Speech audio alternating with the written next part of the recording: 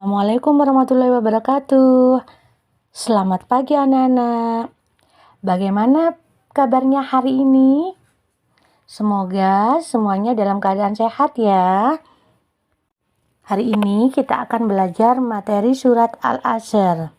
Namun sebelum pembelajaran dimulai, mari kita baca basmalah bersama-sama ya. Bismillahirrahmanirrahim. Nah, anak-anak, mari kita mengenal surat Al-Asr terlebih dahulu ya. Kata Al-Asr sendiri itu diambil dari ayat yang pertama surat Al-Asr yang berarti waktu atau masa. Surat Al-Asr termasuk urutan surat yang ke-103 dalam Al-Quran. Surat ini diturunkan setelah surat Al-Insyirah. Surat Al-Asr juga tergolong surat Makkiyah karena diturunkan di Mekah sebelum Nabi hijrah ke Madinah. Surat Al-Asr terdiri dari 3 ayat ya. Nah, sekarang mari kita membaca dan menghafal surat Al-Asr. Bismillahirrahmanirrahim.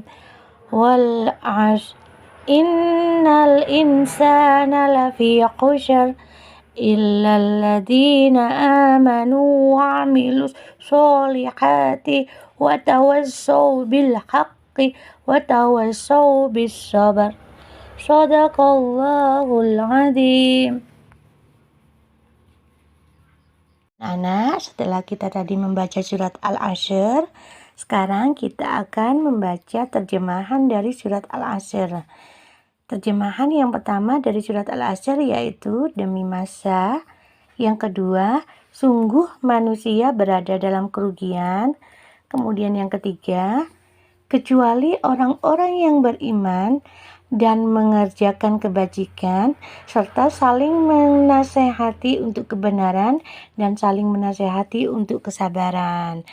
Nah, ini tadi adalah terjemahan dari surat Al-Asr ayat 1-3. Nah, anak-anak, untuk mempermudahkan anak-anak dalam membaca atau menghafal surat Al-Asr dan terjemahannya, anak-anak bisa membaca kosakata di bawah ini secara berulang-ulang. Sudah terdapat 13 kosakata di bawah ini, anak-anak bisa membacanya secara berulang-ulang agar mudah menghafal surat Al-Asr dan terjemahannya dengan mudah dan benar. Setelah kita mempelajari tentang lafaz surat Al-Asr dan terjemahannya, sekarang kita belajar tentang pesan pokok dari surat Al-Asr. Pesan apa sajakah yang terdapat dalam surat Al-Asr itu? Nah, Allah pernah bersumpah atas nama waktu. Jadi, waktu itu sangat penting bagi kehidupan manusia, mulai dari pagi sampai pagi lagi.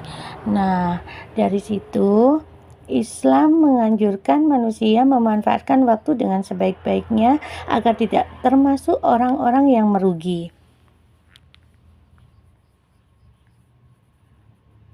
Nah, anak-anak, mari kita mengamati gambar di bawah ini ya.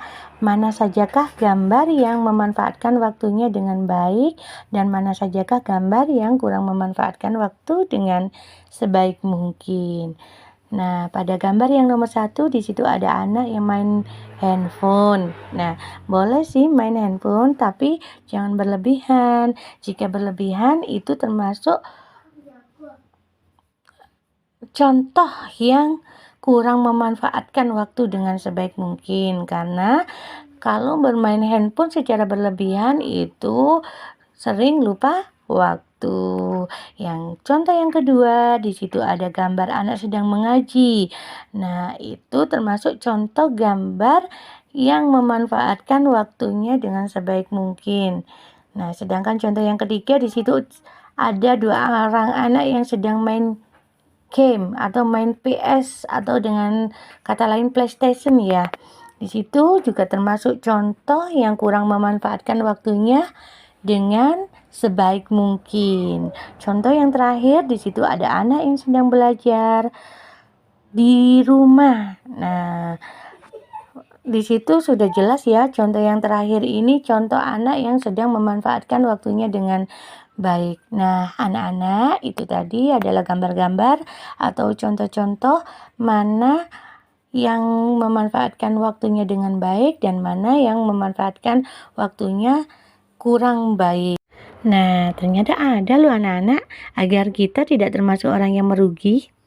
Yang pertama yaitu beriman, beriman kepada Allah, percaya bahwa semua tingkah laku kita selama di dunia pasti akan dimintai pertanggungjawabannya kelak di akhirat nanti. Yang kedua, beramal soleh, berbuat baik semasa dalam hidupnya. Yang ketiga, menasehati dalam kebaikan dan kesabaran. Nah, itulah syarat-syarat agar kita tidak termasuk orang yang merugi ya. Nah, anak-anak, demikianlah pembelajaran hari ini ya. Semoga bermanfaat bagi diri kita. Mari kita ucapkan alhamdulillah dan saya akhiri. Assalamualaikum warahmatullahi wabarakatuh.